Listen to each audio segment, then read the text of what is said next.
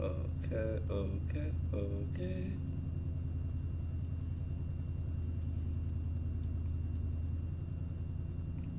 It is a salmon shirt.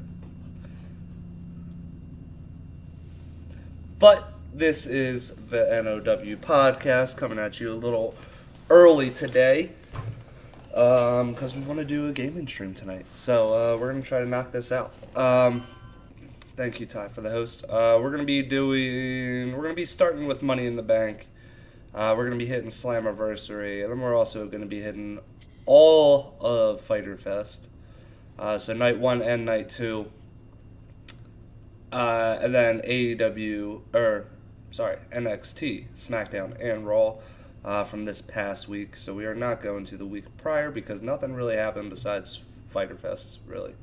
But yes.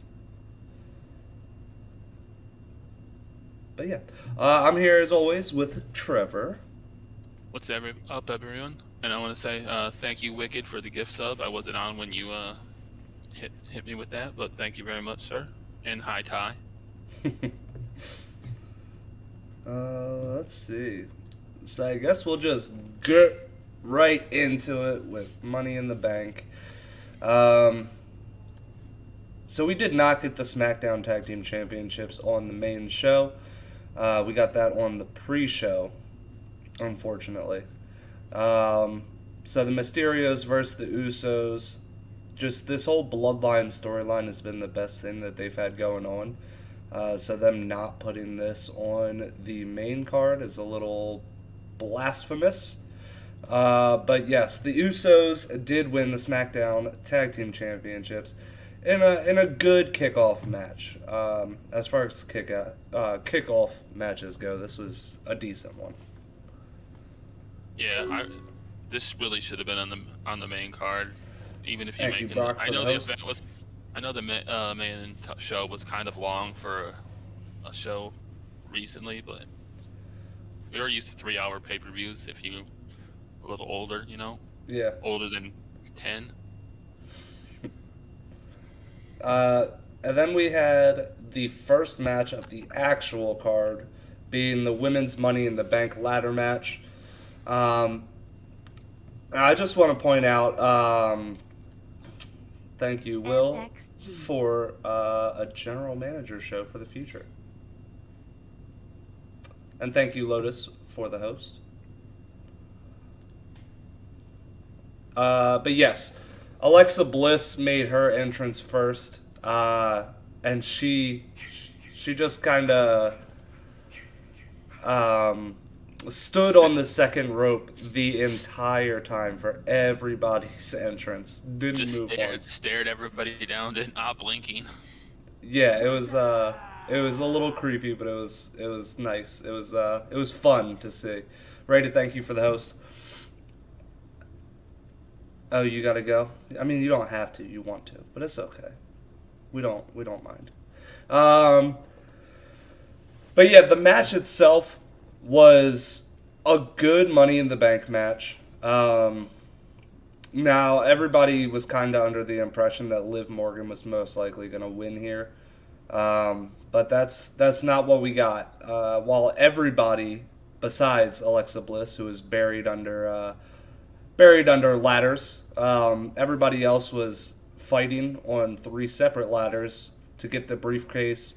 Out of nowhere, Nikki does the smart thing, goes up in between 2 ladders, and while everybody else is fighting, she pulls down the Money in the Bank briefcase, which kind of felt anticlimactic, but it was also smart in the same sense. This wasn't a bad match. I've seen people hate on it, but it had good spots. It wasn't like anything like you're gonna write home about, but it wasn't bad. And I like that they buried Alexa under the ladders, making her look kind of strong. That everybody felt she was the one they had to take out. In the beginning, once the ring was cleared and Alexa Bliss reached up at the briefcase, I was gonna be highly upset if some magical stuff ended that match, where she was just gonna have the briefcase drop into her hands. That would have been hilarious, though. It would have been People would have great been for so late in the pissed. match. It would have been great. Like, I would have loved to have seen it, like, late in the match. But, Yeah, like, they could have that had was it one of the rigged first things. where they had like a switch or something, and when she did that, the switch They would could have just release unlocked it, yeah. Yeah. Yeah, that would have been, it Not would have that been she needs creative. the briefcase. Yeah, but if she was going to win, that would be one hell of a way to give her that win. But Nikki, almost a superhero, does win the Money in the Bank briefcase. I wish they'd just call her Nikki Ash or just Nikki. We got a new person joining. I believe that says noob. I put it behind chat, which wasn't smart. Let's put this over here. Thank you for joining. Thank you for following. Yeah, hope you like what you hear and be active in chat because we definitely want to talk to you guys about everything we're talking about. But next up, we have the Raw Tag Team Championship match, which this is the one that I think should have gone on the pre-show, if any of them. We had the Viking Raiders versus AJ Styles and Omos. The match itself was better than I thought it was going to be. In my head, before the match, I kind of figured that this would be the time where they lose the titles because I didn't think they were going to hold these titles for nearly as much or nearly as long as they have. But that was not the case. This was a good match itself. Omos really showed some additional steps in his growth in this match. He actually looked like a pretty decent wrestler. But they do pick up the win when Omos pins Eric after a choke bomb. But much better match than I thought it was going to be. I thought this was going to be a fairly quick squash match, and this match went on for like 10 minutes. Yeah, I agree with you. This one should have been the one on the pre-show, especially because the story is much better for the other one. Yep. For the Usos. And the fact that they actually switched the titles. Absolutely. If you were going to give the titles to the Vikings and not to the Usos, then this one should have been on there. But like you said, this was a good match. Almost looked better than he has. Cause, I mean, he hasn't done much in the other matches. But they're doing a rematch of this because it wouldn't be a Raw if he didn't do the same match like 5 weeks in a row. That's true. But next up, we did have a squash match. We had Kofi Kingston versus Bobby Lashley for the WWE Championship. And yeah, from start to finish, Kofi just got destroyed. Not as bad. Maybe a little bit worse.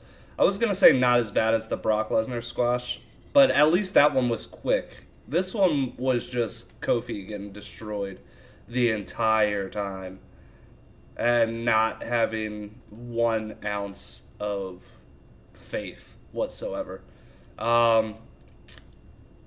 This is Money in the Bank. Yeah. And then we're also going to be hitting on Slammiversary, Fyter Fest, Raw, SmackDown, and NXT from this past week. But yeah, this was an elongated squash match that didn't do any favors for anybody here besides maybe Bobby Lashley, but it makes Bobby look like a beast, but I hated it. I hated it because what they just did to Kofi, and Kofi got such a pop, it should have never happened. And the only reason I can say I understand this is because of who won the Money in the Bank. We'll get to that. I mean, I still hate it, but I can understand if that's we're gonna go with it for who cashes in there. But yeah, this was just awful call. I agree. But on to arguably the match of the night. We had the Raw Women's Championship match, Rhea Ripley versus Charlotte Flair. And like I said, this was arguably the match of the night. If you discredit the men's Money in the Bank match, but this was a very good match from start to finish. There was very good story told throughout the entire match. It was a nice back and forth. You really didn't know who was gonna pick up the win, but in the end, Charlotte Flair does end up locking in the figure 8 to win her 14th 14th Women's Championship. How did you It feel was about this match? it was a great match, but I didn't like the ending. That's Charlotte won again. Let Rhea try to do something. Let her have a run. Let her get the fans over to like her. The fans just came back. Yep. Charlotte didn't need a 14th title run, and her career is like less than what 5 years old now on the main roster. I think I don't know. Just Remember about. exactly when. Just about. It's anywhere from 5 to 7 years right now. Yeah, she doesn't need to beat Ric Flair in under 10 years. No, no. And she's 100% going to do it at this rate. And I think that's their end game with Charlotte, is to beat Ric Flair's record. But yes, next up we had the men's Money in the Bank match, which we had Kevin Owens, Drew McIntyre, Matt Riddle, Ricochet, John Morrison, Big E, Nakamura, and Seth Rollins. This match was great, and I kind of knew from the start when Ricochet's in there, you're going to see some wild shit. Which we absolutely did. There's shades from the inaugural North American Championship match when Riddle pushed over the ladder that Ricochet was on, and he did a springboard to the outside to save himself. Yeah, this match just as a whole was good. Drew McIntyre at one point looked like he was going to win, which would have pissed everybody off. But we were saved. We were saved by Jinder Mahal, Veer and Shanky, who attacked him and drug him to the back. The match continued. Multiple spots. You really didn't know who was going to win in this match. Because at a few different spots, it looked like Seth Rollins was going to win. It looked like Kevin Owens was going to win. It even looked like Ricochet was going to win at a point or two. But in the end, Seth Rollins was climbing the ladder.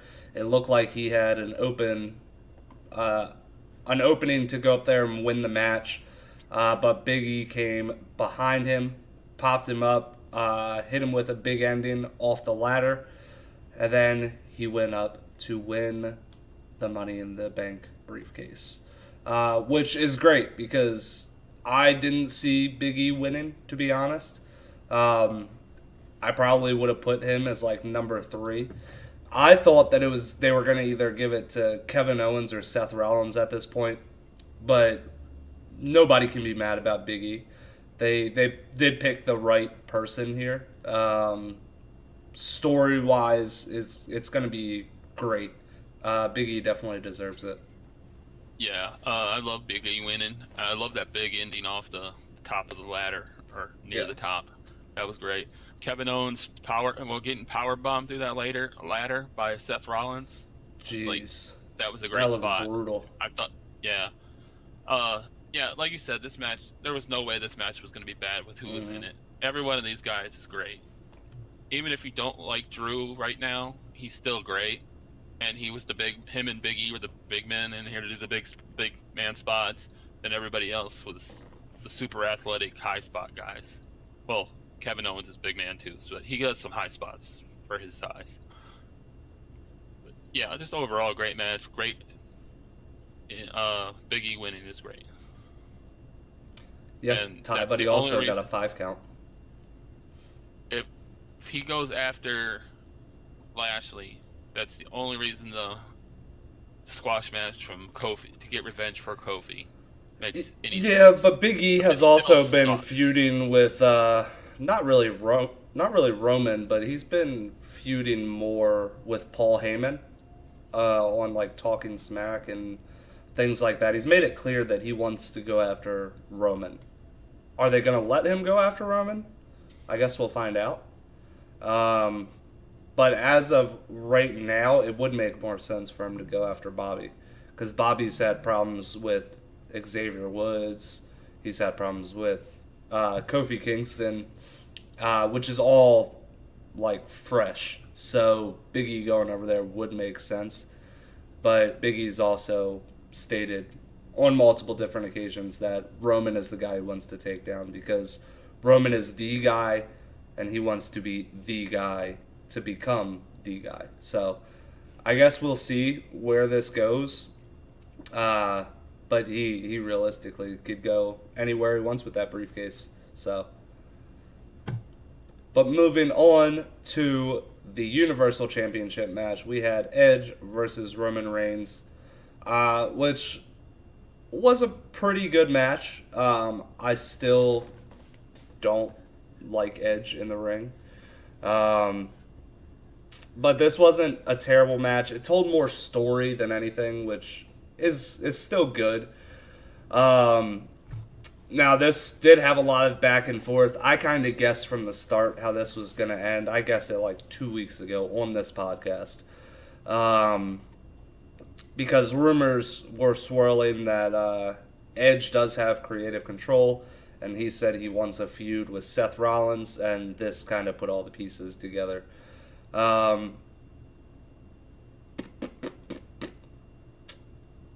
But yes, the referee was knocked down. Edge does take another piece of a steel chair like he's been doing the past 6 weeks now, basically, and hitting a crossface with the piece of the steel chair.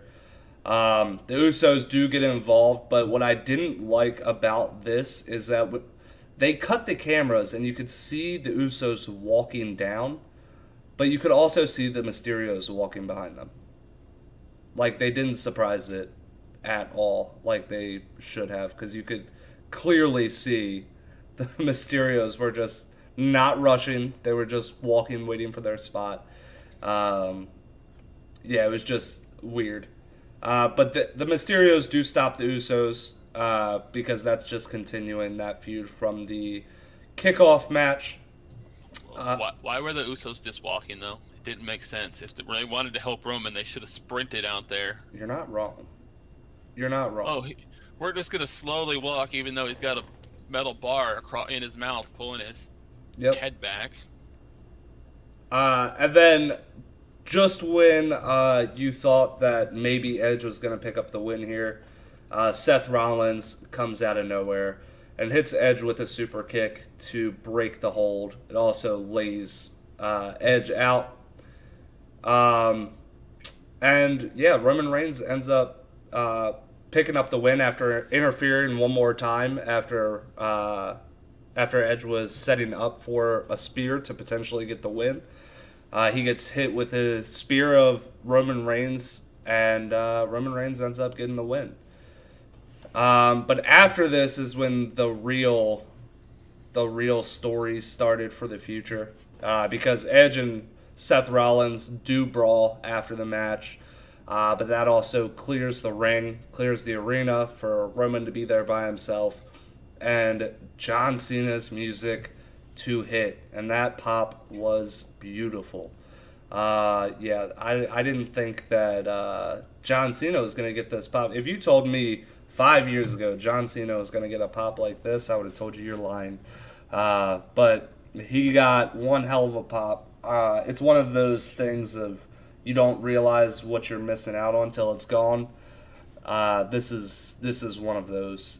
John Cena came in, didn't say anything whatsoever, which that kind of threw me off a little bit. But yes, John Cena has returned. Thank you, Bat, for the host. Did You Can't See Me in front of his face? That was it. That was it. The Pat McAfee, where? Yeah, that was great. Michael Cole did say that John Cena has arrived, and yes, Pat McAfee, because nobody can see John Cena, responds with "Where? I can't see him." So that was great. But that was Money in the Bank. Overall, it was a pretty good pay-per-view. I can't be upset with that. It's the best pay-per-view they've put on in a long, long time. And only one match that I really didn't like, and that was the squash match. Yeah, the other matches were okay. The Money in the Bank matches, the women's Money in the Bank match was all right. The men's Money in the Bank match was great. Charlotte versus Rhea was great. The other matches, meh. But the ending also gave you a little pop as well, which that was awesome to see John Cena return with that big old pop that he deserves. Uh, but moving on to the other two pay-per-views, which for some reason people are trying to compare them heavily, and Travis is one of those because he sent us a meme about it. Um, Personally, I don't think that Money in the Bank was the best show of the week. I don't. Um, I think that Slammiversary probably was the best show of the week. But Fyter Fest, if you combine night one and night two, or even if you just take night two, I think Fyter Fest could have potentially been better as well. But they were all good. All of them are good, which that's a good sign because wrestling's in a very good place right now to where you have multiple different promotions putting on big shows. It's just great. Great in general. But Yeah. moving on to Slammiversary, you said you just caught clips of it, so I'll run through these very fast because I know chat probably doesn't care too much about Impact. Maybe a couple of you do. But the knockout, the show opened up at Slammiversary with the Knockouts Tag Team Championship match. Havoc and Rosemary defeat Fire and Flava to win the titles in a okay match. I wouldn't have put this as an opener, but it was an okay match. The next match is what I probably would have put as the opener because this was a great match. You had an Ultimate X match for the X Division Championship. You had the champion, Josh Alexander, going up against Chris Bay, Miguel, Austin, Raju, and Williams. And Alexander ends up picking up the win in a great match. This is one that you should go back and watch. Josh Alexander is great. He's going to be a star one day. But yeah, this was just a great match overall. Next up, we had a mixed tag team match. We had Brian Myers and Tennille Dashwood versus Matt Cardona and a mystery partner.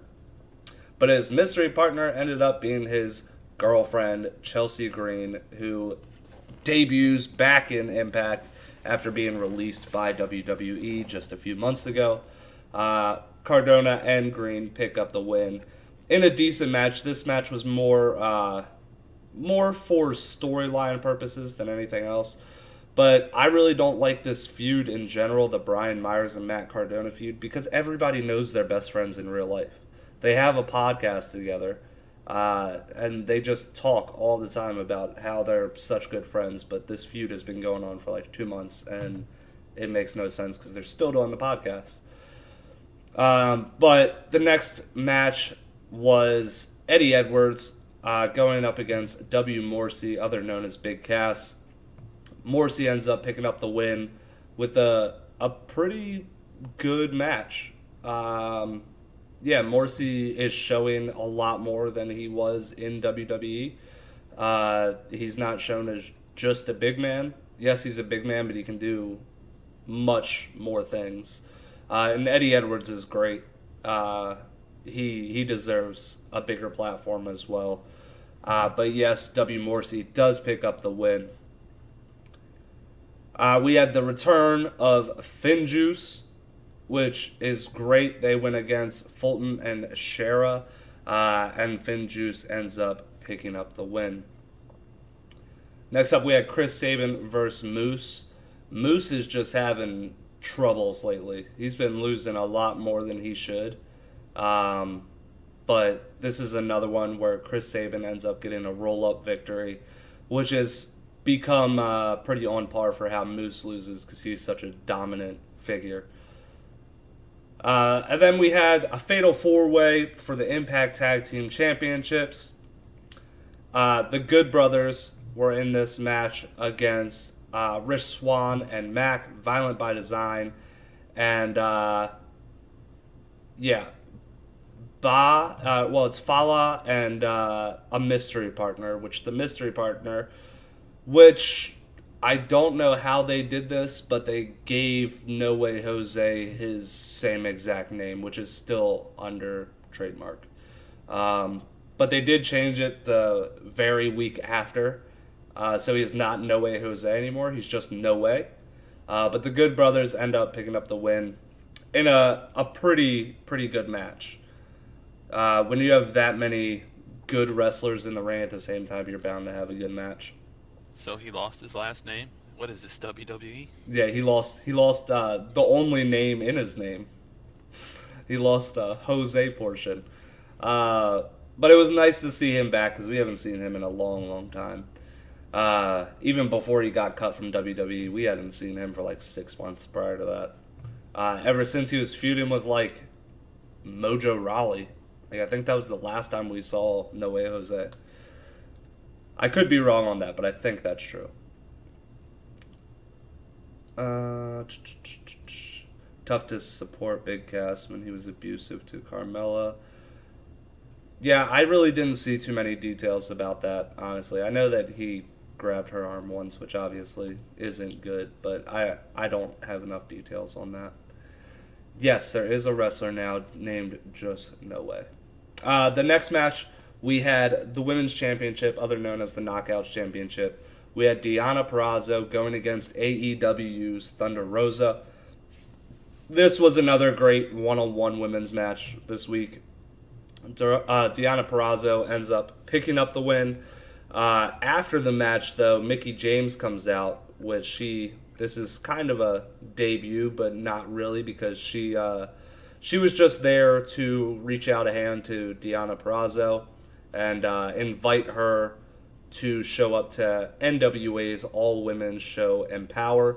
Deonna Purrazzo denied, and Mickie James ended up hitting a chip kick on Deonna Purrazzo, the champion, to end this little segment. But yes, Mickie James does have a pay-per-view coming up through NWA. This is what she was trying to do with WWE, but they denied her so many times. But NWA is letting her do it, an all-women's show. So we'll see. We'll see how that goes. Isn't Thunder Rosa NWA? She just appears No. on AEW? No, she just signed about 2 weeks ago to be exclusive with AEW. Yeah, she was NWA, but she has just recently signed over with AEW. It actually might have been less than 2 weeks ago. Let's see. Thunder Rosa.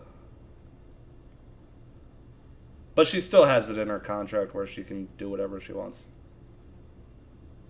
Yeah, and I mean they all work together right now anyway. So, well. Oh yeah, it definitely was TNA, not New 2 weeks Japan. ago. It was 3 days ago. It was not 2 weeks ago. It was 3 days ago. I don't know why I thought it was so long ago. But Thunder Rosa, as of 3 days ago, is officially signed to an AEW contract. But yeah, they're all working together anyway. I mean, there was some other big signings recently, so Yeah, kind of overshadowed it. that's true. Yeah, and those rumors have been going on for at least a week. But the main event of the show, which if you are going to watch any match from this pay-per-view, watch the main event. You had a no DQ match for the Impact World Championship. You had Sami Callihan going up against Kenny Omega, other known as NAW's World Heavyweight Championship. Or champion, sorry.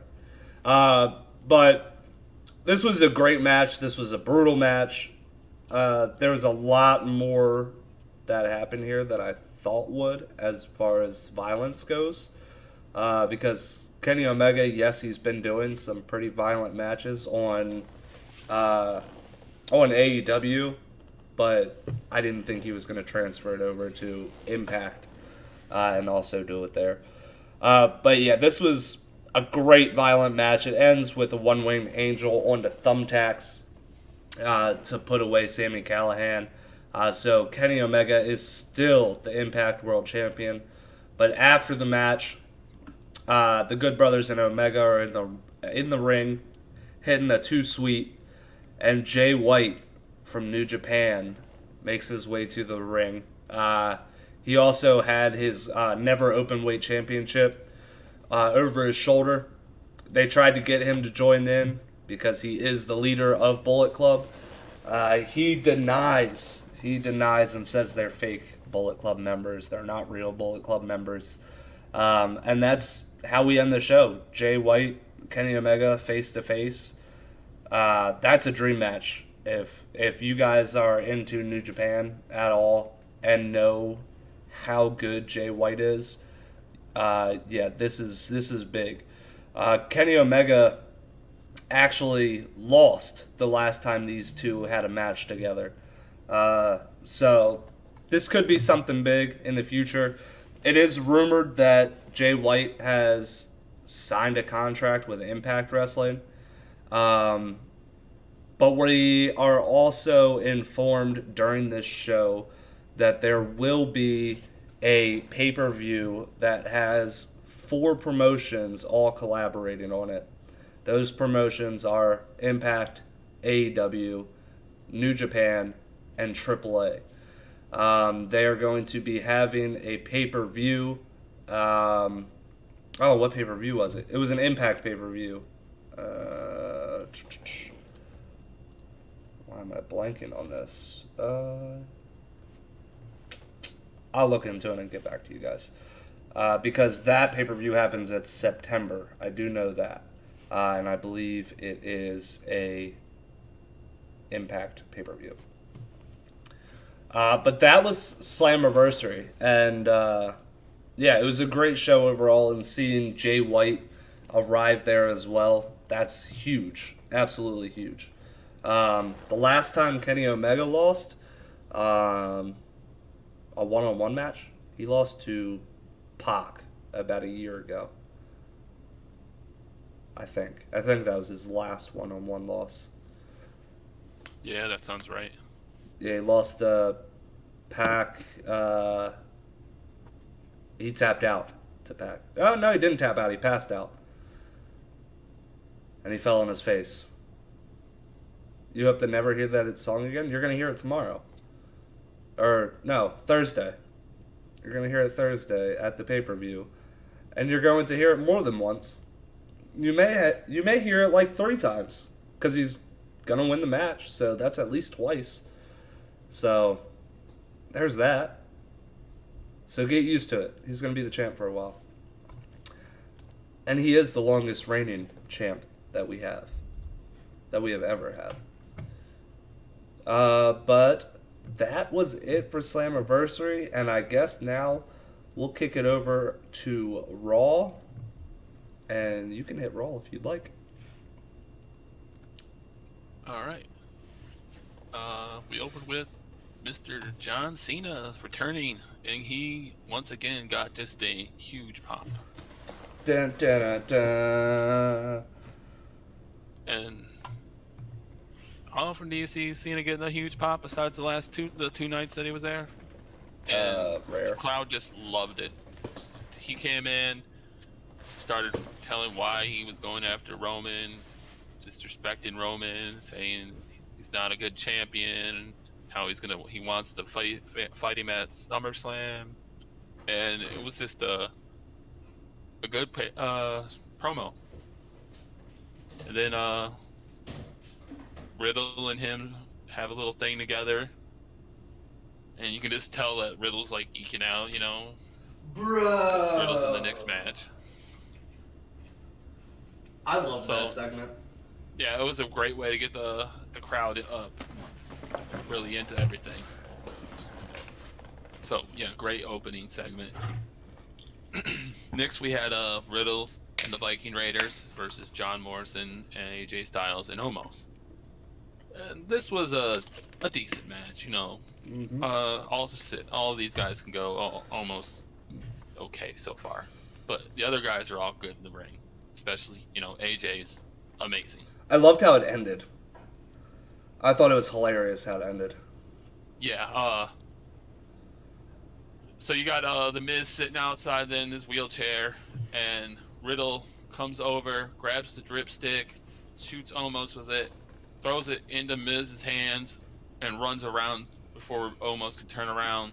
Omos sees Miz with it, thinks he's the one that did it, gets down, and Miz is just wheeling backwards. And then John Morrison sees this, tries to stop him, and then he gets back in the ring and is hit with the Viking Experience. And they pick up the win. The Viking Raiders and Matt Riddle. Fun match, good opening match after the crowd was all pumped up from John Cena. So yeah, that was just a good way to go keep it going. Then we hit a low spot, because why the hell are we still doing this feud? Elias versus Jackson Riker in a Symphony of Destruction match. Why? The first one wasn't worth doing, and this one shouldn't have been done either. At least the first one had Braun in it. Yeah, playing the cello like a bass. Yeah. But it was just music-based weapons. But I will say, this was the best match that these two have put on yet. Was it good? Not really. Did I care? No. But was it an okay match? Was it better than everything they've put on in the past?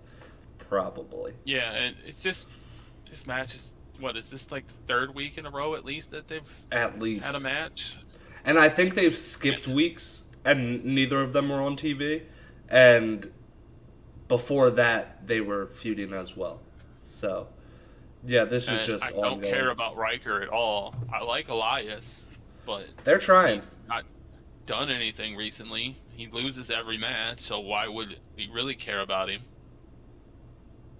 You knew Riker was going to win this.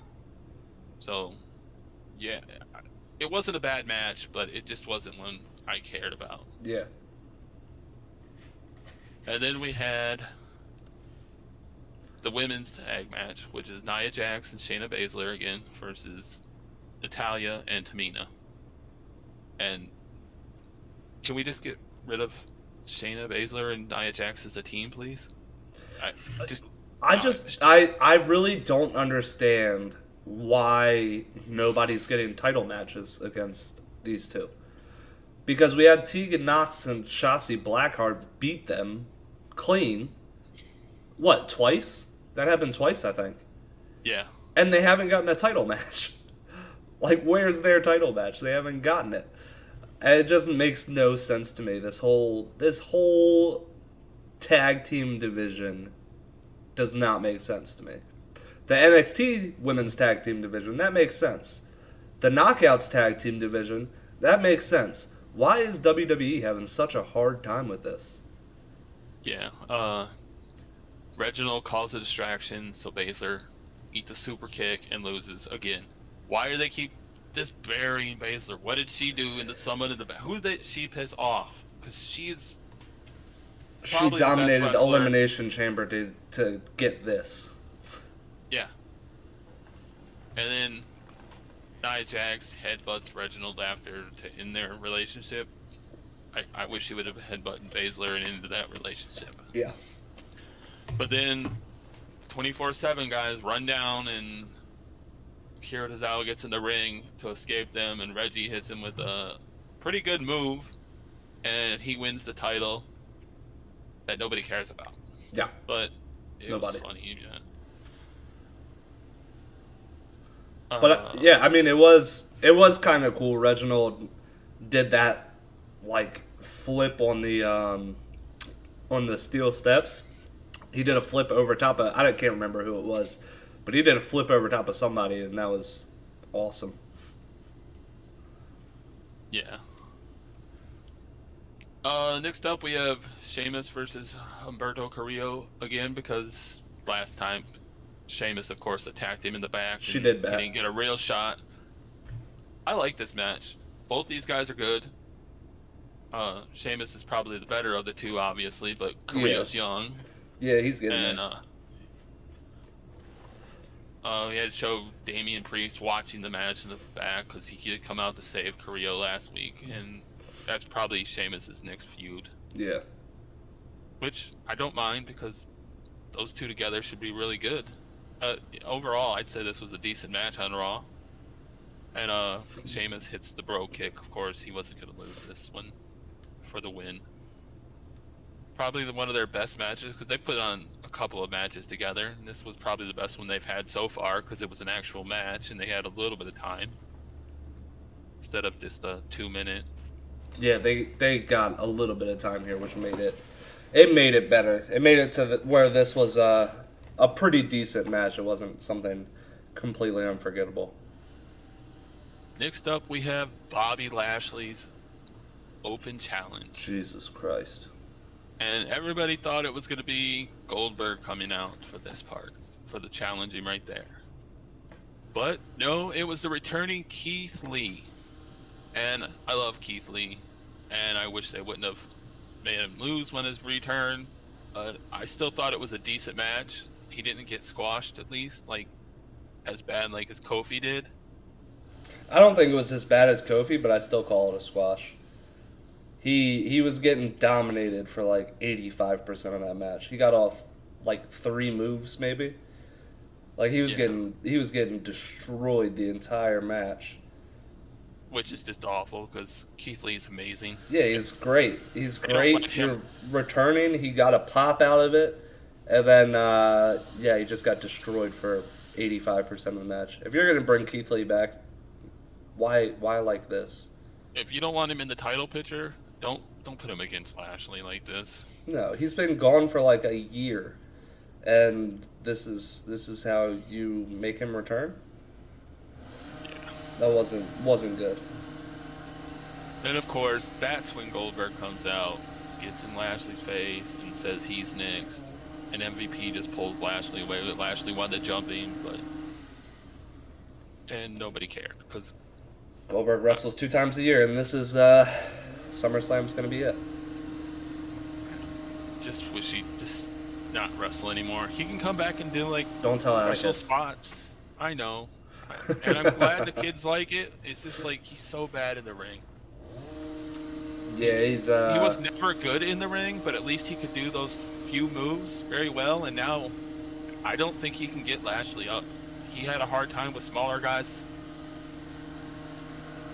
I mean, he almost killed Undertaker when he did it. Yeah.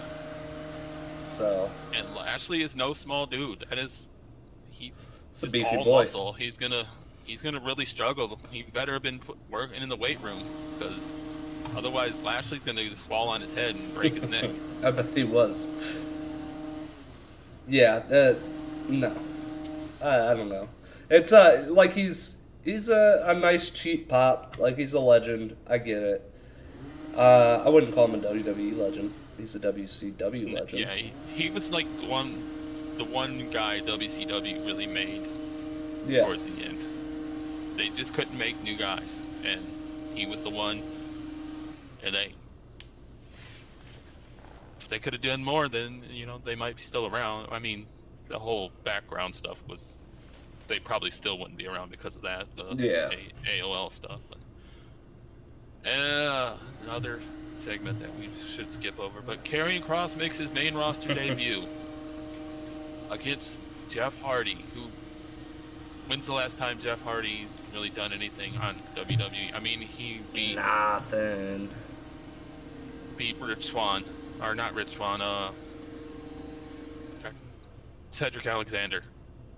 Yeah. And then he wasn't on TV for a while. But hey, he got his theme song back.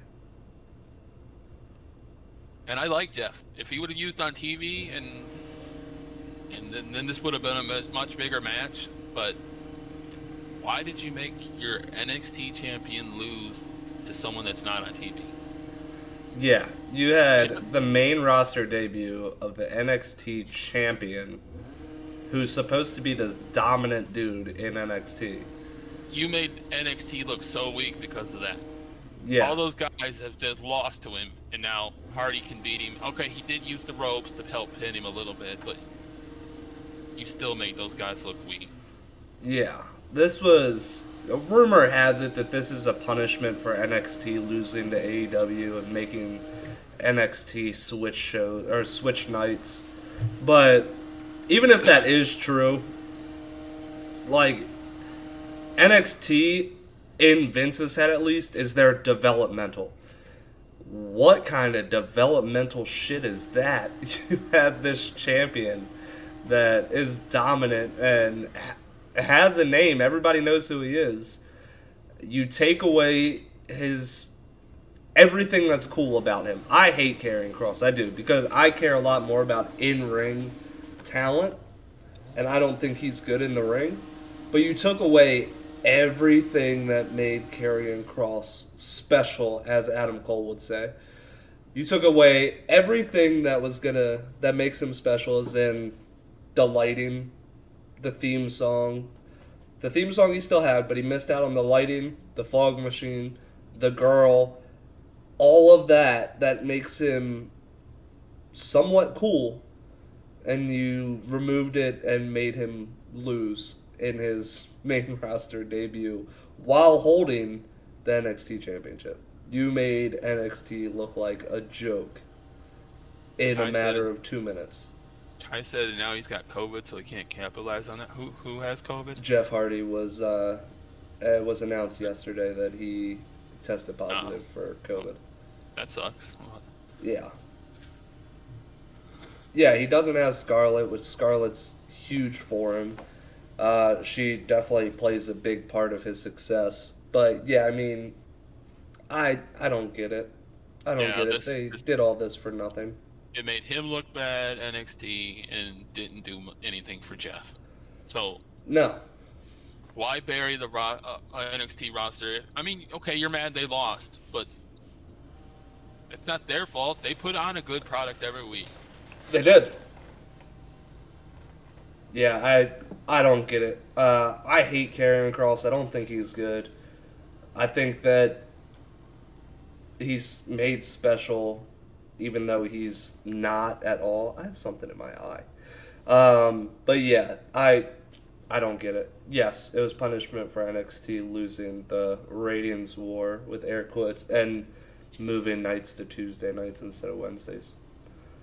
That's the rumor, at least, that Vince is pissed off at NXT still, and this was his way of burying NXT. Yeah, Ty, let's hope he didn't have it on Raw, because then he exposed not only the backstage wrestler, everybody back there, but anybody near him because he was around the ringside. Yeah, but just bad in general. Yeah, earlier in the night, Charlotte came out to celebrate her 11th time. This is 11th time, but isn't it like 14? It's our 14th Women's Championship. I think it's our 11th Raw Women's Championship. Well, she came out to challenge her, or celebrate her championship over Rhea. And then, of course, Rhea comes to the ring, and Queen says she can beat her any night of the week, any time. And Rhea took that as, well, let's have a match tonight. And then Sonya Deville and Adam Pearce came out and agreed. So they booked the rematch, because Raw, rematch. It wasn't as good as the night before. Not even close. No. And they were both injured during that match, but yeah. Charlotte hits the finish, or Rhea Ripley hit her finisher on her, and she went for it, and then the Queen won. She reversed the figure four, and then she put her in the figure eight. Mm-hmm. Oh, and then Charlotte got the belt and was leaving. Ripley went to get her, and Charlotte hits her with the belt. So Charlotte loses by disqualification, keeps the belt.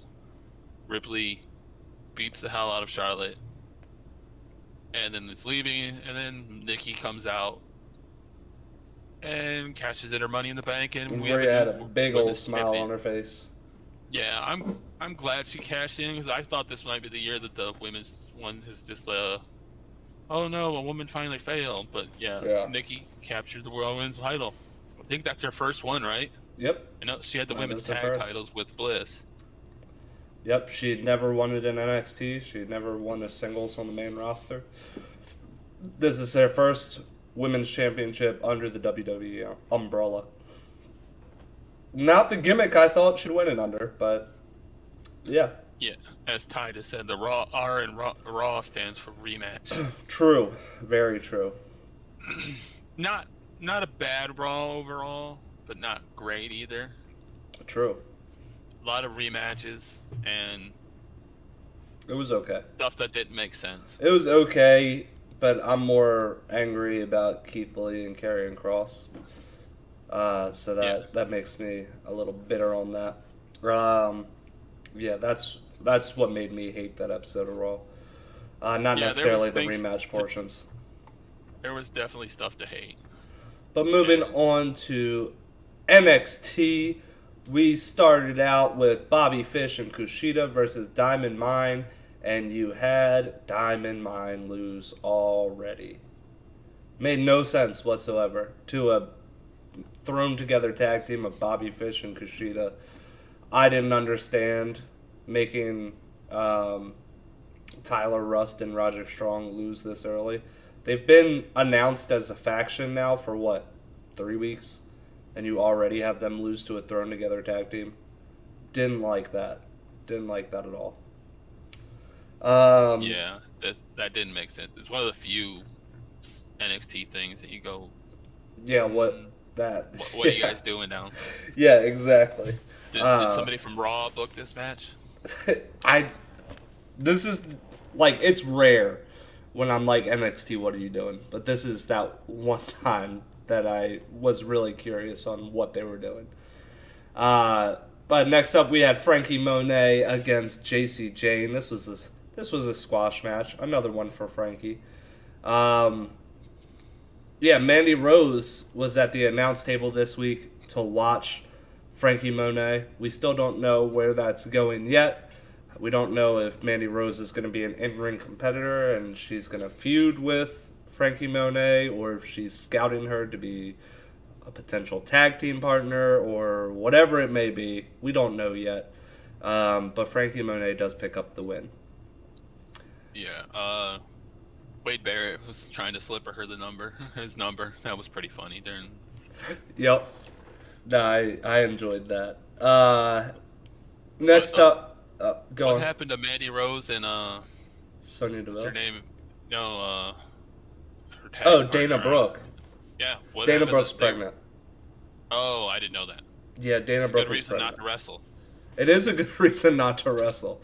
But yes, Dana Brooke announced on Twitter or Instagram or something that she is pregnant. So that is why Mandy Rose had to move on. And I'm glad they found something for Mandy Rose pretty quick.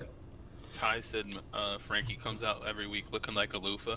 I thought she looked more like a poodle this week, True. but I could see loofah.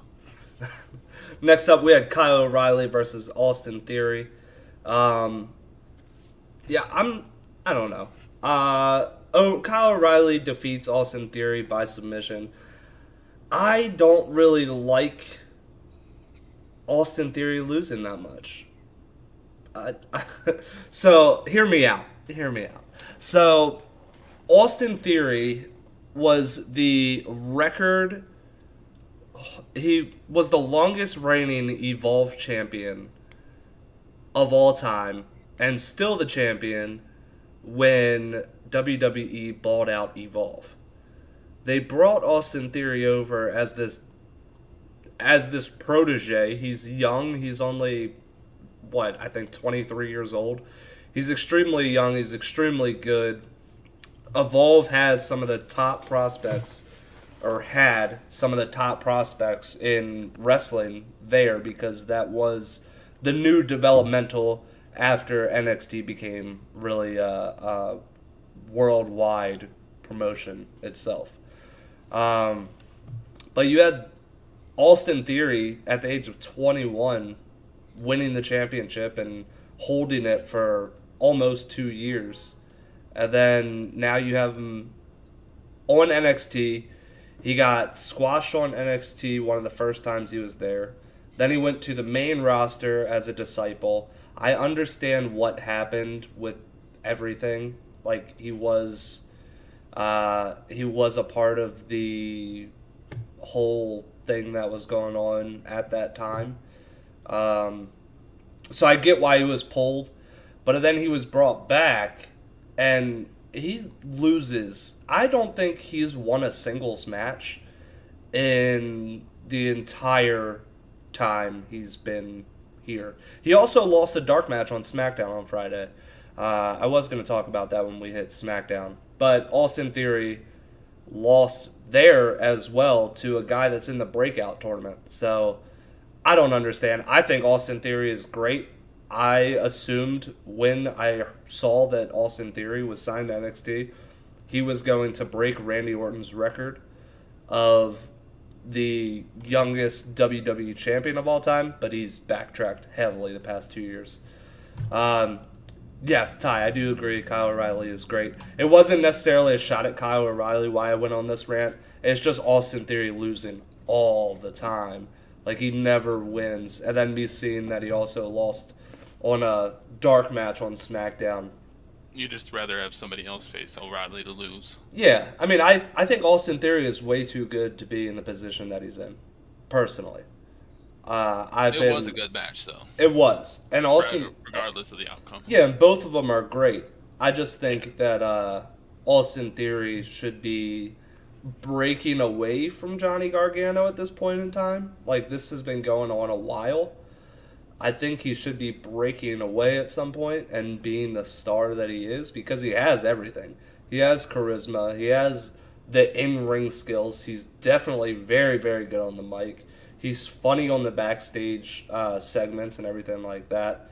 Yeah, he just doesn't get what he should be getting. I do think he is going to be a future multi-time WWE champion. Just right now, I don't like what's going on with that.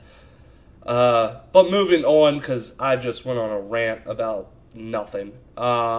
We had Legado del Fantasma provoking Hit Row. This was great in general. I'm glad we are getting something out of Hit Row as far as a faction battle. So this is nice. I love this segment. I'm loving everything Hit Row's doing the past couple weeks, honestly. But next up, we had the person who beat Austin Theory in that dark match on SmackDown. Odyssey Jones versus Andre Chase. Odyssey Jones ends up picking up the win. It wasn't a good match. It wasn't. It was kind of a squash match. But yeah. That's a big dude. That is a big dude. A very skinny looking dude. Yeah. Now, I don't think Odyssey Jones should win the breakout tournament because there's a lot of good guys in that tournament. But Odyssey Jones, he literally looks like Mark Henry. He's being dubbed as Mark Henry's son.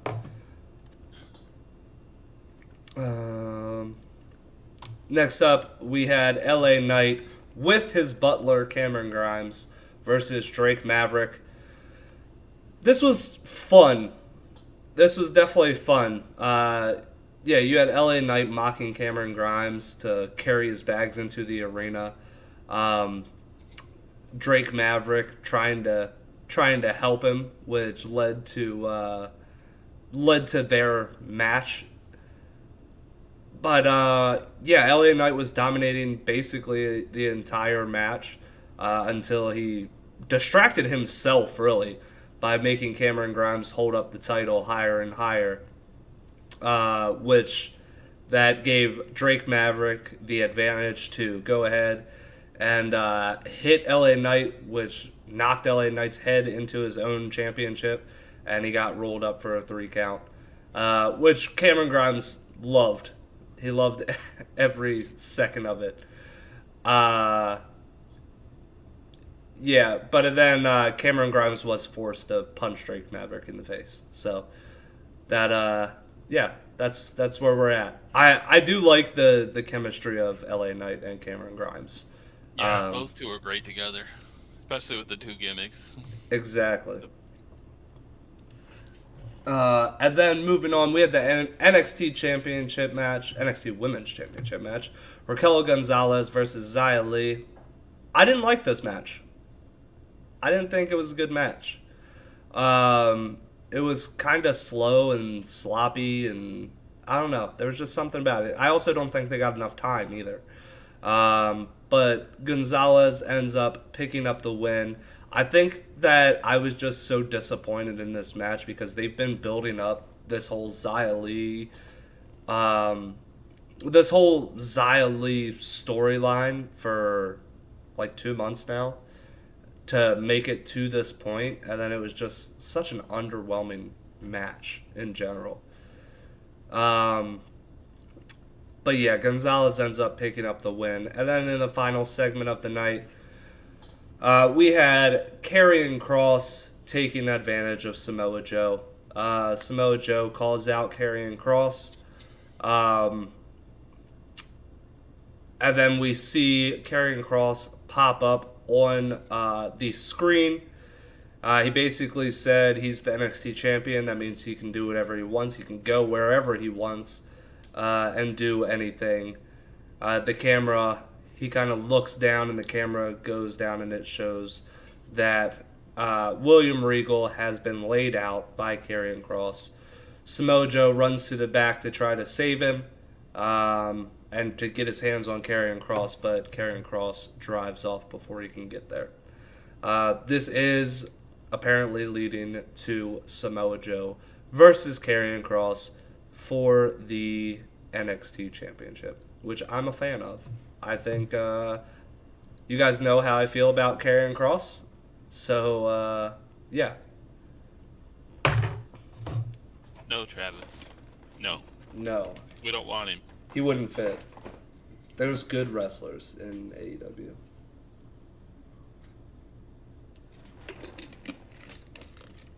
Not guys like Edge. Anyway, Shots fired.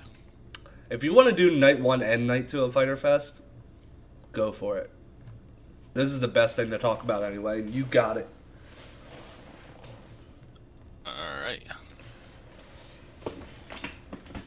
Was the first match IWGP match? Yes. The first match was the Carl Anderson. Carl Anderson. All right. The IWGP United States Championship, Jon Moxley versus Carl Anderson for the opener, and this was a really good match because I mean, what do you expect with these two guys? And seeing the New Japan belt on AEW is cool. I didn't think Moxley was gonna lose, and he didn't.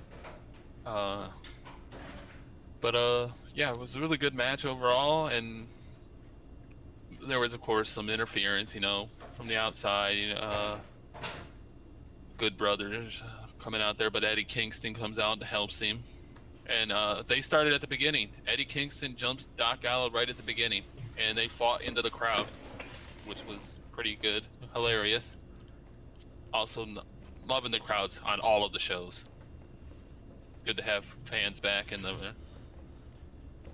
But yeah, Moxley hits the paradigm shift and retains his title. And then that sets up for next week. We're gonna have or this past week, because this was 2 weeks ago.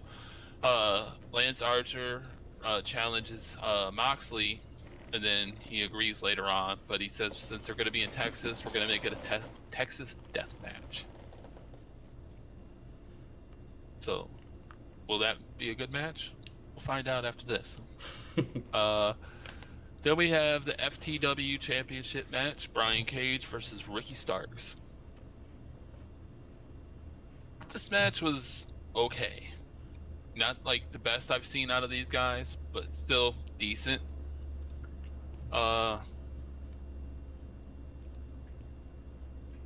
We had the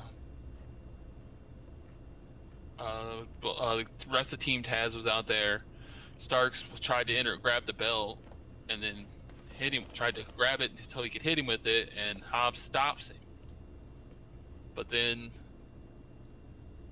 a few minutes later, Hook goes over and distracts the referee, and Hobbs hits Cage with the belt on his own. So it really didn't make much sense there. why did he stop him? Because he wanted to do it. And then Team Taz gets in the ring and celebrates with Ricky Starks, and that was like the only thing. It was like, it didn't make sense. If you were gonna do it anyway, why didn't you just let him do it? But yeah, like you said, he wanted to do it. So I guess Brian Cage is out of Team Taz. That's what it looks like. But I mean, I figured that was where it was going anyway. Mm-hmm. And I'm sure Cage is just gonna come back and just start destroying them to get. He's gonna destroy Team Taz one at a time just to get back to Ricky Stark. Next up, we had Cody Rhodes calling out Malachi Black, and Black was up on the big screen talking to him, and then the lights come out, and Black's in the ring, and then they fought, and security breaks them up. I thought it was pretty good promo from both of them. Mm-hmm. Crowd was into it, and Black certainly looks better than he did on WWE. So, letting him do stuff. Next up, we had Hangman Page in the ring with Tony Schiavone, and then the Elite come out and they're talking shit to him, like, "Oh, it's our friend that just left us," and making him feel bad, but he doesn't. And then the Dark Order comes out and helps him. It's this big brawl. Gotta love the big brawls. Mm-hmm. Overall, really good segment, and you're setting it up for that Hangman versus Hangman versus Omega for the title. That slow build they're doing, Which has a 5v5 match coming this Wednesday. If Hangman and the Dark Order win, Hangman gets his title match with Kenny Omega, and any of the other two get a tag team match to face the Young Bucks for the championships. So it's a nice number one contendership 5-on-5 elimination match this Wednesday. Yeah. Do you think they're gonna win? I think they have they're to gonna at make this point. They're gonna make him earn it another way. That's a good question, because I think it's very fast. I think it's quick right now to have... Hangman has to be the person to take the title off of Kenny. He has to. Like, it just makes the most sense that Hangman would be that guy. And I think it's a little too fast. I think they need a couple more months with Kenny as a dominant champion. He's still dominating other promotions as well. So it would just be strange for him to lose it this quick.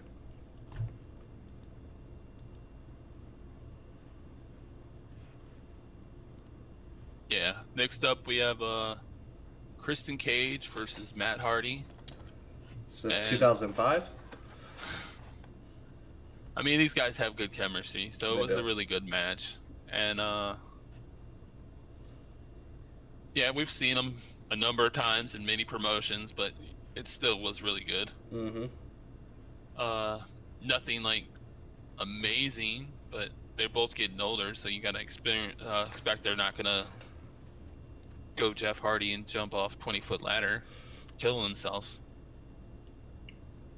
But Christian Cage gets the win here, and then the rest of the Hardy front office comes out and starts surrounding the ring. They're all gonna jump him, and then Jungle Boy and Luchasaurus make the save.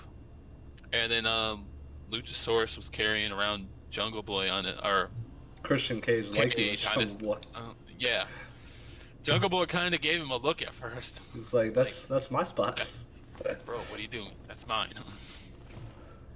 Then we had a video promo from Miro calling himself the Redeemer, and I'm just loving everything they're doing with Miro now. Mm-hmm. He's so much better than when he first appeared on AEW. Yeah. I mean, that stuff wasn't bad, but this Miro was... This is the one that everybody This is what we wanted to see. Yeah. And then we also had a little thing from Britt Baker talking about how she's gonna fight Nyla Rose, which was really good. Mm-hmm. She was really arrogant, but she tried to be a babyface also, it seemed like, so she was really going with that tweener thing. Next up we had Sammy Guevara versus Wheeler Yuta. Ty was the best man. Wasn't necessarily the best man. Was he when he explained it? He was not only the best man of the wedding, but he was the best man in AEW. He was the best at everything. He was the best wrestler. He was the best on the mic. He was the best in general. So that's why he kept the best man gimmick. But no, it wasn't nearly as good as what he's doing right now, because what he's doing now is what everybody wanted to start with. But this match was obviously going to be kind of a squash match. But Wheeler Yuta did get a few things in, but overall it was just to highlight Sammy and give him a win because he had taken the loss the week before. But still be a fun match to watch because Sammy is just over with the crowd too. They cheer him like he's the star, which he's gonna be. Absolutely. And we had Yuka Sakazaki, I hope I said that right, versus Penelope Ford. And it was only an okay match. This is the first time since the pandemic started that Sakazaki's been on AEW. It's been over a year. Mm-hmm. And she, of course, picked up the win. And okay match. Nothing great about it or anything. Then we had the match of the night. For me, at least. I agree. Darby Allin versus Ethan Page in a coffin match. Darby Allin's a psychopath. Yes, he is. And we had the coffin brought out, and Scorpio Sky was apparently in there, because wrestlers don't check before the match starts. Even though we've seen somebody be in the coffin a number of times. Yeah, Batman. I like Penelope Ford. She was 16-1 going into this match. That's what Excalibur said. It was kind of a shock that she lost, because she's only lost to Hikaru Shida. But yeah, it's Yuka's very good. Yeah. Once Scorpio Sky got out of the ring, then Sting come out here and they fought into the crowd. Sting was beating him around the arena. At one point, Ethan Page pulled out a giant hook thing and was using it on Darby, and then Darby took it and put it in his mouth and was fish hooking him with it, and that was like hard to watch. Wasn't a fan of that. Then Darby finally got him into the coffin, and then after the match, because he won, he decided to do a coffin drop through the coffin like a crazy after person. He already had one. Yeah.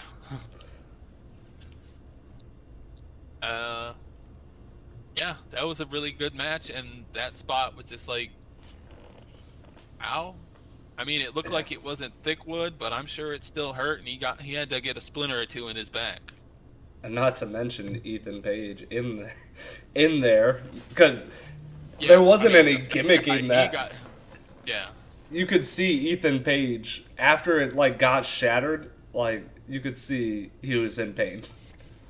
Yeah, I mean, a guy landing on you hurts. A guy with part of a wooden top coming down on you like that, yeah.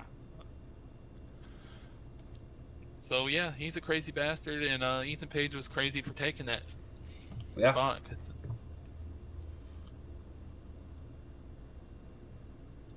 And so on to night 2. Yes, sir. We had the first labor of Jericho. Jericho versus Shawn Spears. It's a chairs match, but Jericho can't use the chair. Uh, this match wasn't as good as I thought it was gonna be. I'm not saying it was bad. It just wasn't really that great. Yeah. Not as good as we've seen from Jericho. Of course Jericho picks up the win. Did you think he wasn't going to? He's gonna win at least the first 4, I'd say. The 5th one he might lose, which is to MJF himself. Yeah, I mean the next one that they announced, I'm excited to see that one. But after seeing, so I'm just gonna say it. MJF did come out and announce that he congratulated Jericho on winning the first of the 5 labors, but he announced that next week will be a no disqualification match against Nick Gage. So if you guys know who Nick Gage is, he's a psychopath. He's the king of deathmatch wrestling. He did, however, just have a deathmatch literally on Saturday. Today's Sunday, so yesterday or 2 days ago. Yeah, he just had a death match against Matt Cardona, which he did lose in GCW. He lost his heavyweight championship to Matt Cardona. So he might have some effects from that match, possibly. But yeah, I guess we'll see. You cannot kill David Arquette. According to that, yes, the man who almost killed David Arquette. He stabbed him. That's in the the only neck. thing I know him from. I Yeah. never really watched his other stuff. There's if you just want to prep yourself for this match, Dark Side of the Ring this season had a Nick Gage episode, and John Moxley talks on it a lot because John Moxley used to do death matches with him all the time in CZW and things like that. And the dude's a psychopath. He literally got arrested for robbing a bank. Yeah, I've seen a lot of people saying, "Oh, how are they gonna have him on there? He robbed a bank." I'm like, okay, and the law probably took care of that. Did he go to jail? I don't know. Yeah, he went to jail. So he's paid his time, you know. He went to jail for like 8 years, and then he got out and got re-signed by CZW, and then, like, he went against his probation and got put back in jail for like another 5 years. So he's been in jail for a while. Dude's a psychopath, but he's only really known for deathmatch wrestling as well. But yeah, if you want to do a little bit of research on Nick Gage, watch the Dark Side of the Ring on him. It is a very good episode, I will say that. Yeah, you'll know who Nick Gage is real quick if you watch that. Next up we had Frankie the Elite Hunter Kazarian versus Doc Gallows, and this was okay match too. You know, crowd didn't really seem into it at all. No. Carl Anderson distracted Kazarian and allowed Doc Gallows to get the win with a sit-out choke bomb. And for being the Elite Hunter, he sure hasn't really done much with them. He got his ass kicked a number of times and doesn't have a win over them, I believe. No. Not recently, anyway. No, he doesn't. So they're kind of dropping the ball on that one, I think. I think the only one he has a win over is Brandon Cutler. Which, who doesn't have a win over Brandon Cutler? Is he really even part of the Elite? He's just He's like the camera guy. Dude. He's the camera guy. That's it. And then you had Callis Omega come out to the ring and he was making fun of him, and then Hangman came out there. And the crowd pop for Hangman, of course, is just huge. Mm-hmm. And then Page handed his beer to John Callis, and then he started fighting. And then the Dark Order helped come out and even the odds. So, yeah, the ending was a lot better than the match itself. Agreed. A lot of storytelling there. Yeah. And then we had Darby Allin versus Wheeler Yuta. This man's getting some good matches on. He got promoted off of Dark, so putting some get some really good young guys. Wheeler Yuta. For those who say that AEW doesn't create their own stars, Not gonna name names. Nope. Not this time, Kira. Uh, it was another squash type match, but again, you're just giving Yuta the screen time, letting him develop a little bit. And I didn't think he was going to beat Darby. And of course, Darby had just gone through the coffin the week before, so see him out there was kind I of a will. surprise. Oh, hold on. I will tell you that the Screamer one gives us like a half-second warning that it's about to happen because it pops up on the screen before the actual scream starts. I need to talk to Travis about that one. There is another Scream one. I think it's called Jump Scare. That is much better. If you do it the bits way, it's like if you go. Oh, my phone's dead. Yeah, if you go to the sound alerts, that doesn't give us any warning whatsoever. But that one also costs bits to do. But yeah, the Screamer one gives us like a half second. Oh, and you hit it behind everything? That's smart. I probably should do that. Also, during this match, Orange Cassidy came out with Wheeler Yuta, and Sting came out with Darby, and they were trading blows, but they were the little shin kicks that Orange Cassidy does. And then Sting did the beat of his chest, but he did it real slow. That was just great. The whole thing was between those two was hilarious.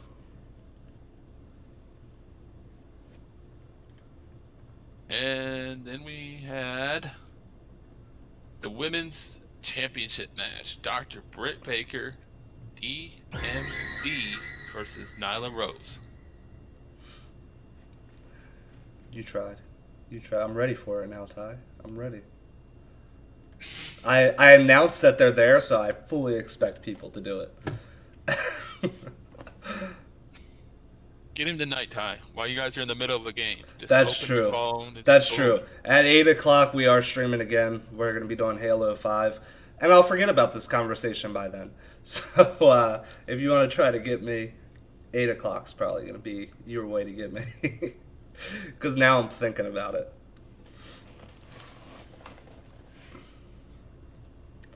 But like not at the beginning, yeah. You want to do it in the middle. When Yeah, you guys are in the middle of a heated match and he's just focusing. Yeah, you want to do it when I'm really focusing in. When he leans forward in the chair, that's when you know he's not paying attention to the screen. Now he's just going to hit me with a goal, so it goes on forever. But this women's title match, it was not as good as I was expecting. I don't know. I really don't. I was never really impressed with Nyla Rose as a wrestler in general. I haven't really been a fan of her wrestling per se. Like it makes sense. Like she's better than Nia, but like that's not saying much.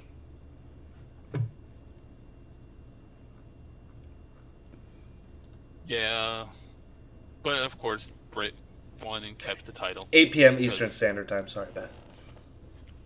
I forget time zones exist. You know. Then we had an interview with Andrade El Idolo. Yeah. And he did not come out with Vicky, but he introduces this new executive consultant, Chavo Guerrero, which I like better than having Vicky because Vicky kind of can be annoying. Chavo makes a lot more sense. Yeah, but they didn't give us a reason why, which that kind of is annoying. They could have just like, Vicky's got to handle her thing with Nyla. But yeah, you know, just any kind of explanation instead of just doing this. But okay, but yeah, it does make more sense. But this was the big surprise that he's been trying to say for the past 3 weeks. Yeah. Oh, you guys aren't gonna get me because I can't hear them. I don't have the sound on for the stream since I would just hear myself talking and that would get annoying, which you guys all know. The only way that you would be able to hear everything is if we do kind of what I do, kind of what I do with Travis is on Discord we do a call and he shares his screen and then I just full screen his screen and then I hear everything he hears.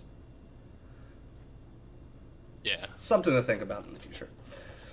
But then they call out Death Triangle, and he tries to get Phoenix and Penta to join him Mm-hmm. instead of being with Pac. He says it makes more sense for them to work with him instead of being under Pac. And then Pac says they're not under him; they all work together. They're basically family. A lot of trash talk in Spanish, and if I understood Spanish, it would probably been a lot better. But I mean, it was still a good little segment. But it would probably have been better if you understand Spanish. I mean, they did translate it in some parts. No, my dog randomly barking for who knows why. And then we have.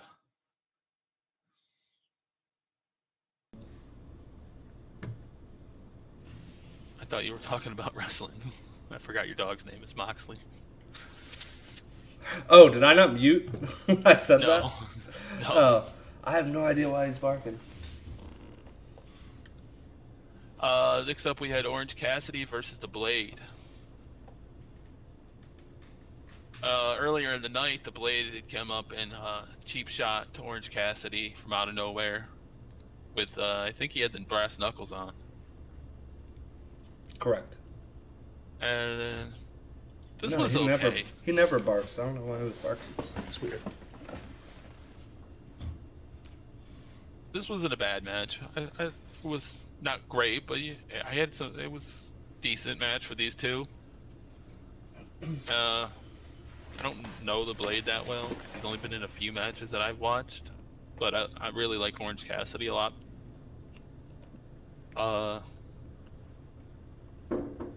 We had Chris Statlander and the Bunny out there with them, and they had some stuff going around on the outside, and then they tried to use the brass knuckles again, but he didn't get to hit him with those. But he hit him with the beach break for the win, Orange Cassidy. And then he used the brass knuckles himself and hit an orange punch and knocked the shit out of the Blade. And then we had Chris Jericho in the back. I have a with the landscaper finisher. at the window. That's why. He's doing Oh, the bush. Yeah, he's doing the shrubs out front. He's trying to warn you. Somebody's there to kill you. Yeah. I just looked over and noticed that there's a guy right there. Then I noticed he was trimming the shrubs. So we have Chris Jericho in the back, and he's got his back turned, talking to Alex Marvez, and said since he's going to be facing Nick Gage, he's going to have to go to the extreme, and he reintroduces his Painmaker persona. Mm-hmm. He's got the makeup on. This is what the persona he used in New Japan when he was facing Kenny Omega and some others.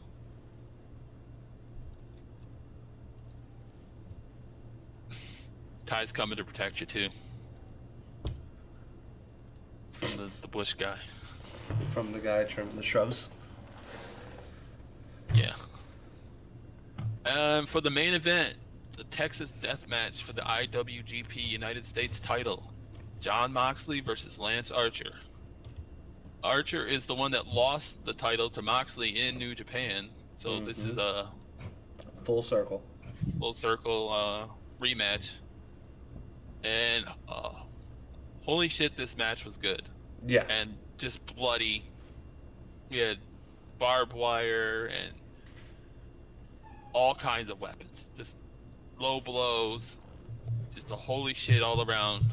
And AEW chants from the crowd because this was great. Moxley hit him with the paradigm shift, and Archer still just shook it off, looking like a monster. And he really needed this because he's lost some matches recently, but this one really showed that he could be a monster.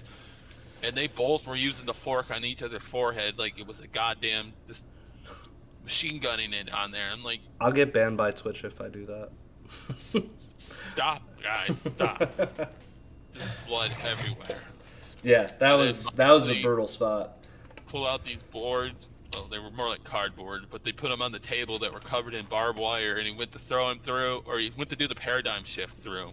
Mm-hmm. And Archer choke slams him through the board. And the only way you could win this was a 10 count. I think there was also submission. There was no pinning, though. Yep. And so he's in there just laying on those barbed wire, and they're doing the 10 count, and the announcers are like, I don't think he can get up. I think his skin is just in the barbed wire, and you could just tell he was stuck on there, and he lost his title. I was surprised. So Archer is now the nice IWGP United States champion. Yeah, this was a nice little shock. It was a great match, like overall. If you like violent matches, this was a great match. And then on top of that, it was a nice surprise because, yes, Lance Archer was the IWGP US champion before Moxley. Moxley beat him to win that title when he first left WWE and had his big surprise at Double or Nothing. And, yeah, I mean, it was nice. But then we saw before this match even started that Hikulo was in the front. He was in the audience. He was at front row for the match, and he's from New Japan. He's in Bullet Club, so you thought that this would be Moxley's next match. You didn't expect it to be the next match for Lance Archer, but it was a nice little shock. I enjoyed this, and it to close out with somebody from Bullet Club in the ring as well. It was the son of Haku, right? Yes. And brother of one or both of the guys from Gorillas of Destiny? I don't know if they're both. They're both brothers, yeah. He's the third brother of it. Yeah, I didn't know if they were just brothers or cousins. Yeah, Tamatonga and Tongaloa. And they're fighting this week on AEW for the IWGP title. Yep, that'll be coming up this week. It's Fight for the Fallen? Fight for the Fallen. Yes, sir. Which has a huge card. AEW Fighter Fest Night 2. The ratings came out and they were at 1.15 million, which is one of their biggest ratings ever, which I know doesn't sound like an incredible amount when you look at WWE's scale, but they're starting to close the gap there. And if I were a betting man, I would say with the card that AEW has, they are going to have even more than that. I would guess they're going to be closer to 1.5. Yeah, they're definitely becoming a powerhouse that people are starting to give a chance because they're doing stuff like this weekly. They've had special shows.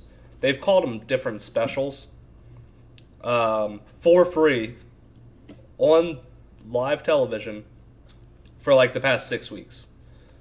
They've just been going all out for like 6 weeks, and the fans have been loving it, which is great. And the fact that they don't have a pay-per-view every month also is something that I like. You can build and tell stories better. WWE has one story that's really good right now and nothing else. Nothing that is on the same level as that. Yeah. Bat, who won a title in the Tokyo Dome? But moving on to our final conversation of the day, we have SmackDown. So SmackDown kicked off with John Cena, obviously talking about Roman Reigns challenging him to SummerSlam. And the fans were loving it again.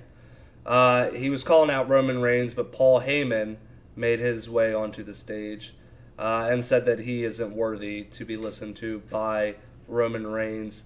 He also had a nice little... It went way too long. He was mocking John Cena's theme song. He was going, do do do do, do do do do. It went way too long, but it was hilarious. I loved every second of it.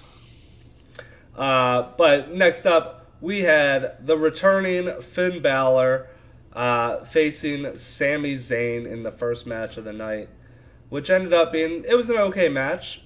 These two, if they had more time, they could have put on a much better match. But it was good for what it's worth. Finn Balor picks up the win with coup de grace. He is showing signs of his NXT gimmick, but he's also showing signs of his pre-NXT gimmick again, which if it isn't good.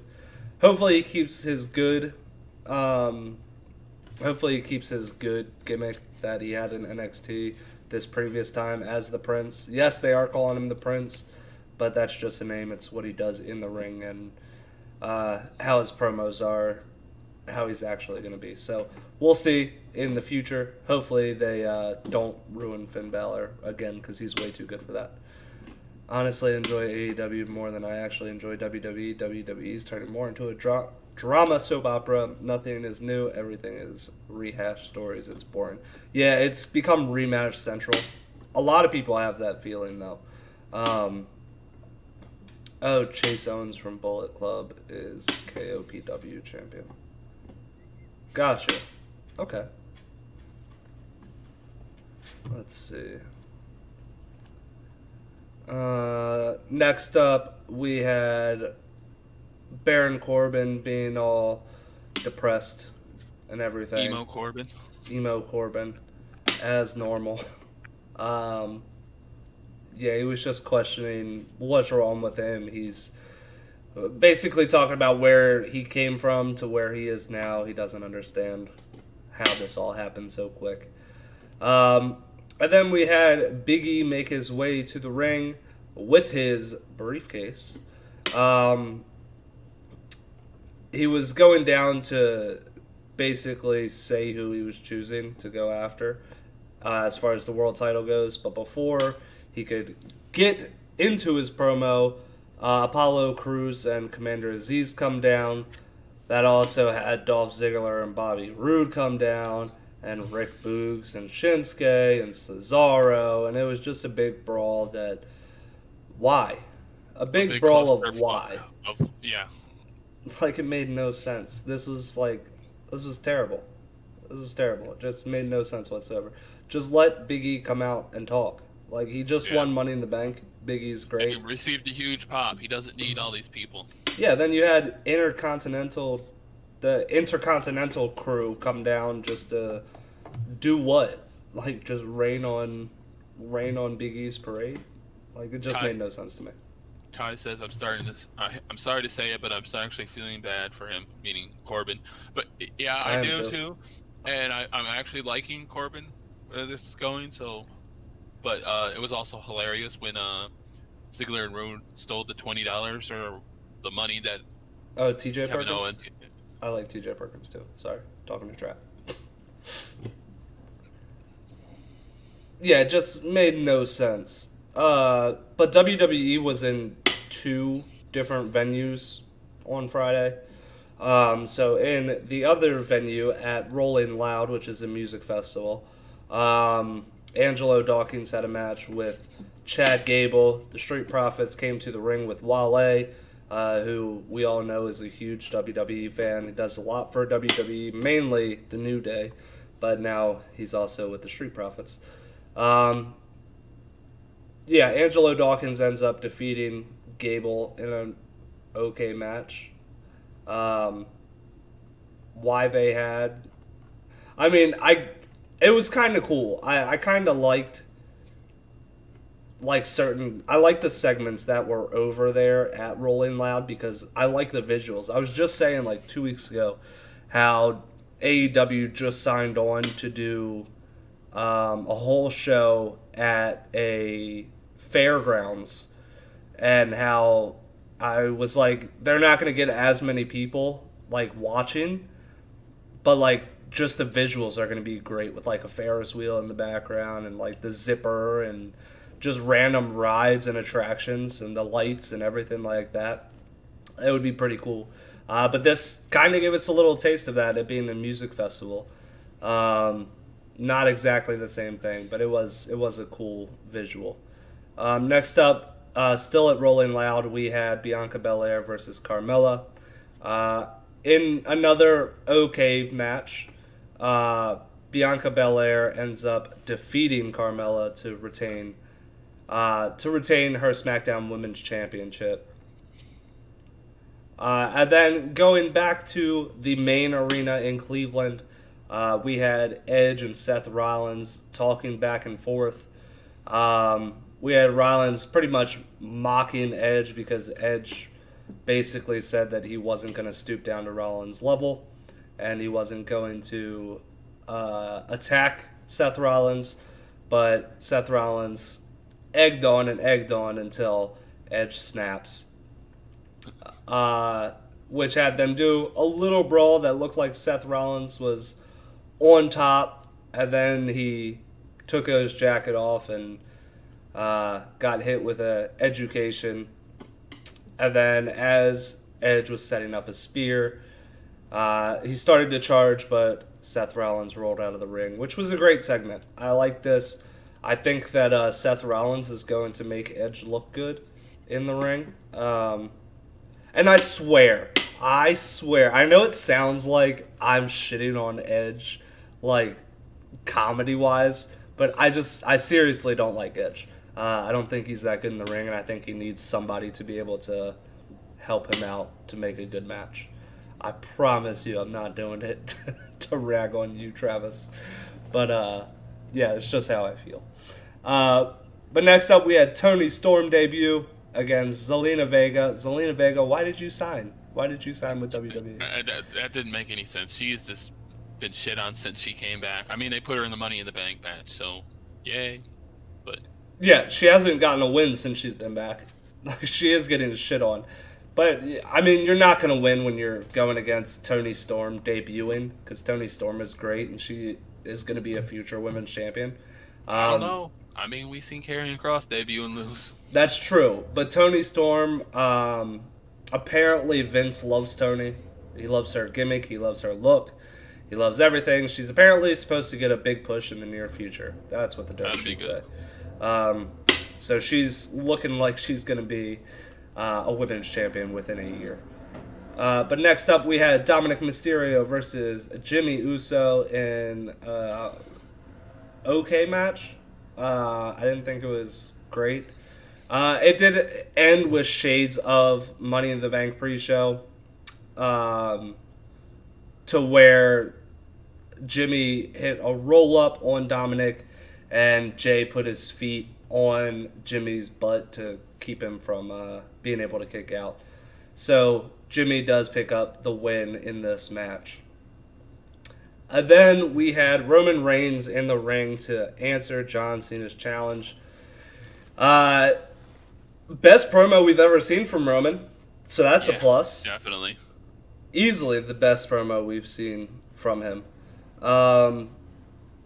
But yeah, he ends up mocking John Cena and saying no, he's not going to face John Cena at SummerSlam. Which, as he said that, Finn Balor's music hits, and Finn Balor comes out to the ring, and the crowd started chanting, "Roman's scared."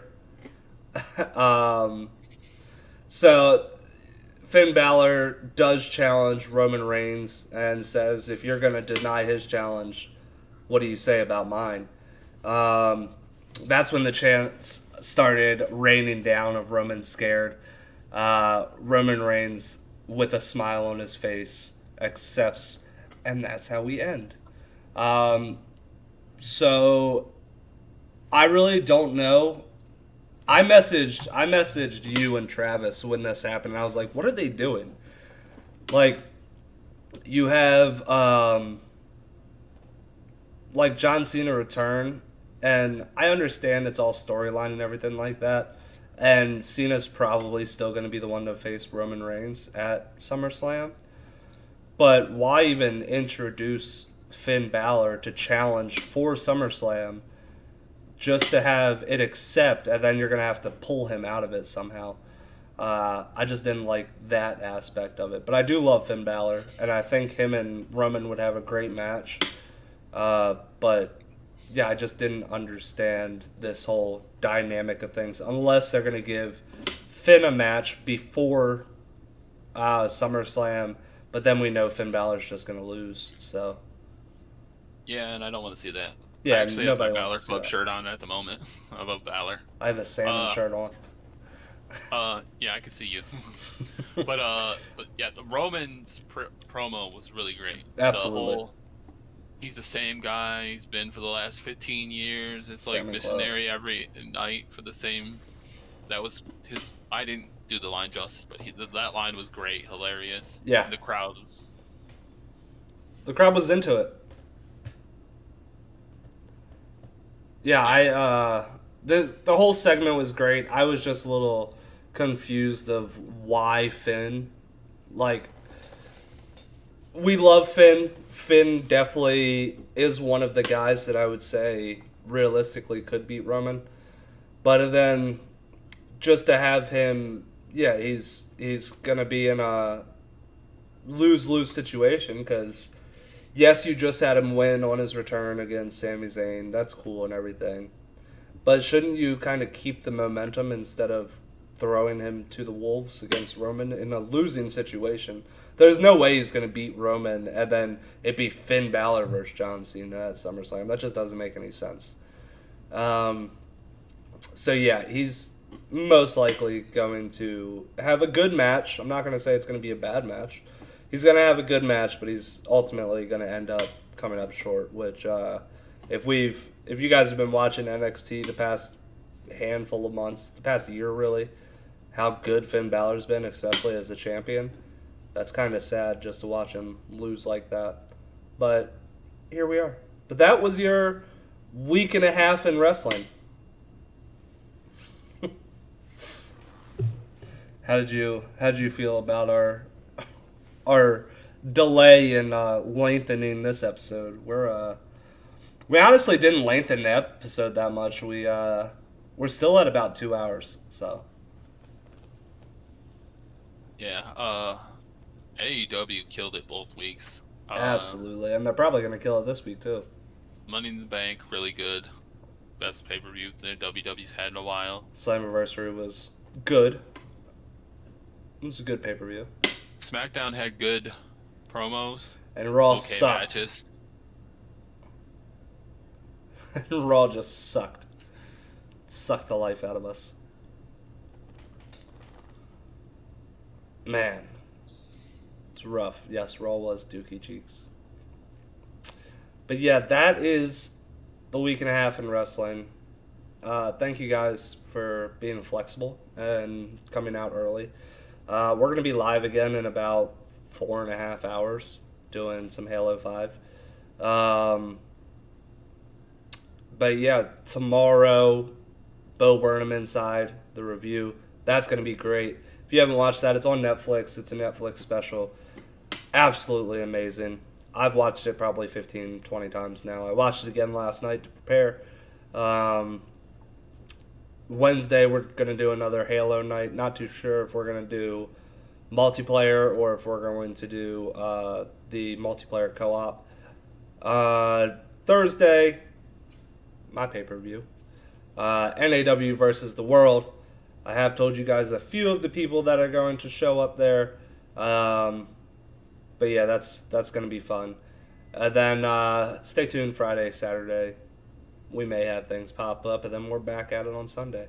We got a good week of content. There's a lot of good things coming out this week. So if you don't, turn on notifications because, yeah, we pop up every now and then. So thank you guys for coming out.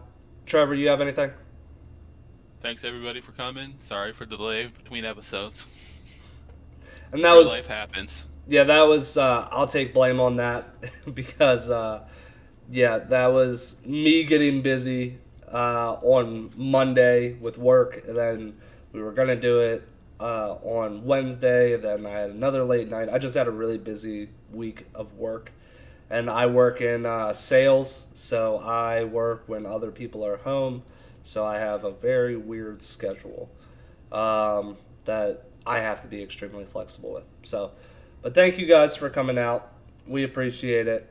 And we will see you guys on Sunday. At least we should. But please tune in about 4.5 hours, and I'll see you there.